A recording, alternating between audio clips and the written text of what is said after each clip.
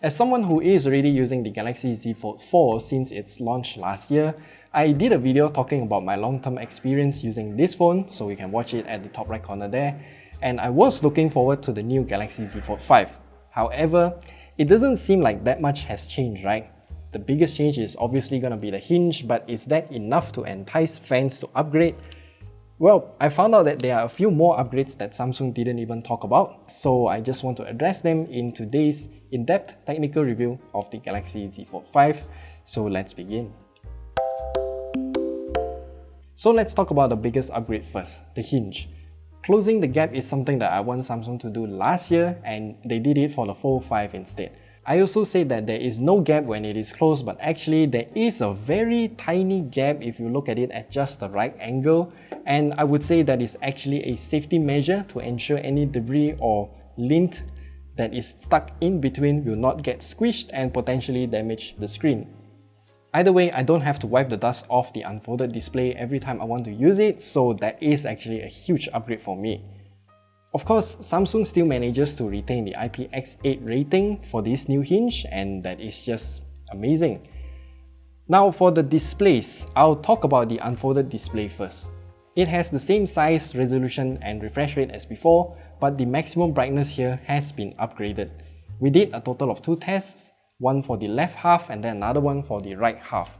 We measured somewhere around 1200 nits at its maximum brightness for both sides, and with excellent color accuracy too. And now I also want to talk about the crease for a while. The Galaxy Z Fold 5 is still new, so the crease is still shallow. However, as we have said for the Galaxy Z Fold 4 long-term review, the crease was not actually that deep at first, but it got deeper as time goes by. So I'm not sure how this new hinge gonna interact with the display.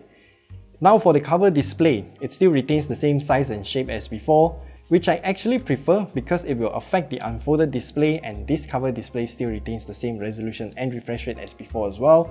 And once again, it did get an upgrade for the brightness as well. So our colorimeter reports a total of 1000 nits of maximum brightness, and the color accuracy is great too. The other big upgrade is going to be the chipset. Of course, it is using what is still the latest and greatest to this date, the Snapdragon 8 Gen 2 chipset. Samsung also claims that it has a larger vapor chamber to help to cool the chip in this phone, and in our gaming test video, we did see vast improvement in terms of gaming performance. It can run games like Genshin Impact at the highest graphical settings with the highest possible render resolution at the highest graphical quality preset at 60 FPS. While it can't maintain 60 FPS for all times, it is still above 50 FPS nearly all the time. This is actually due to the higher render resolution of the Galaxy Z Fold 5. Thanks to GPU Watch, we can actually enable it within developers option, and then we can see that the Z Fold 5 is rendering the game at 1920 by 1559 pixels, whereby the S23 Ultra is only rendering it at 1853 by 964 pixels. That means the Galaxy Z Fold 5 actually stresses the 8 Gen 2 chipset a lot harder than the S23 Ultra. Moreover, the increased vapor chamber size also means that the Z Fold 5 will never reach above 40 degrees Celsius in an air-conditioned room of 27 degrees Celsius. With all things considered, I would still consider that this phone is an amazing phone for gaming purposes. As a quick mention, the RAM and storage speeds are also very fast. Of course, changing to the 8 Gen 2 chipset also indirectly affects many other aspects of this phone too, like the battery life. It is using the same 4400 mAh battery capacity as before, and since we have a standardized battery life test, we can reuse the data from the Fold 4 and compare it for a while. I did a total of 2 tests here. First for the cover display only, and that lasts for 14.5 hours, which is 29.31% more than the Fold 4. Then after we unfolded the display, we did another test. It lasts for 10 hours and 49 minutes, which is 8.34% better than the Fold 4. I have to say that my Galaxy Z Fold 4 rarely runs out of battery anyway, and now with an even more efficient chipset, I don't have to worry at all, or at least as much. The charging speed though remains the same as before, so 25 watts is the most that it can take in, and it charges from 15% to completion in about an hour. which is actually faster than the Z Fold 4's charging speed, even though they take in the same wattage. I'm really not sure what's happening here. Just a quick addition here, the Galaxy Z Fold5 also has the battery bypass feature, so you can enable it by just plugging in a charger, simply launch a game and then you can immediately quit it. Then you can head into Game Launcher, then Game Booster, and then you can finally see the pause USB power delivery option down there. Okay, now the cameras. They are actually the same since the Fold 3, but since the chipset has changed, that means the image signal processor, ISP, has also been changed. That should result in better images taken with the Fold 5. Day shots look good as usual for all three cameras, so I'm just gonna show you a few pictures here. I mean, most phones' main cameras can take good pictures when it's bright enough, and this is mostly due to the differences in color that affects our preferences. What's drastically improved here is actually night shots. Using night mode, these pictures are taken with less time needed, and yeah, I'm just very impressed overall. The details, colors and exposure is well balanced even for this shot, which was taken in a pitch black area, but unfortunately the telephoto camera still struggles a little bit for these kind of night shots. While it did manage to capture the details and exposure right, it is very noisy. Let's also talk about selfies. Since you can have a total of 3 methods to take selfies with this phone, I took all of them and then show you here as a quick comparison. I'm not really a selfie guy, so I just want to show this for you guys to see.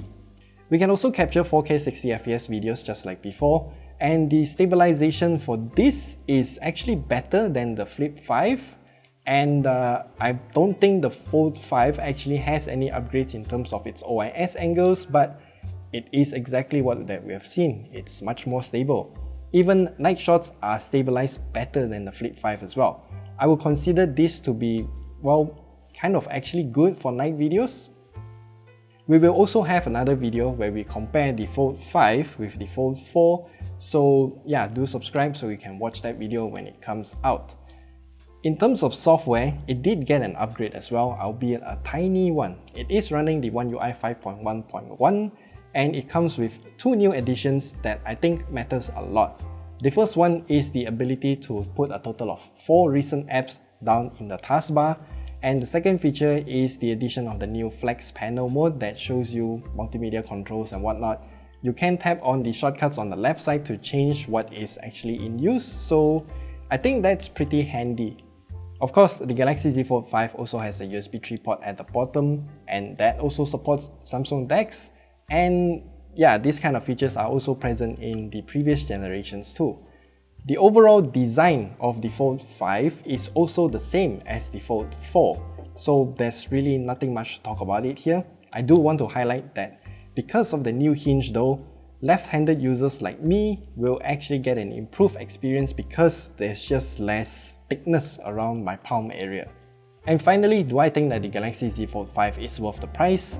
Well, actually, it's the same price as the Fold 4 when it was launched last year here in Malaysia, and I would say that you should know what you're getting before actually committing.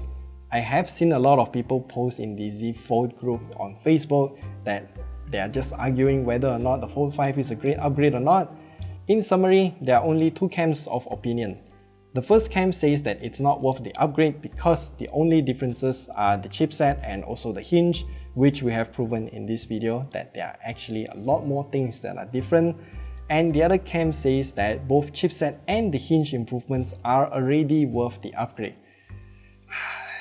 They're just 2 very polarizing camps. For me, I do kind of lean towards the second camp, especially if you're upgrading from the Fold 3 or the Fold 2. As mentioned earlier, we'll provide even more data to help you decide whether or not to upgrade from the Fold 4 to the Fold 5, as we will have the comparison video coming in about a week or 2. So we'll see you then. If you have any other additional questions that you want us answered, then do leave them down in the comment section below. And we'll see you guys in the future. Thanks, super loud.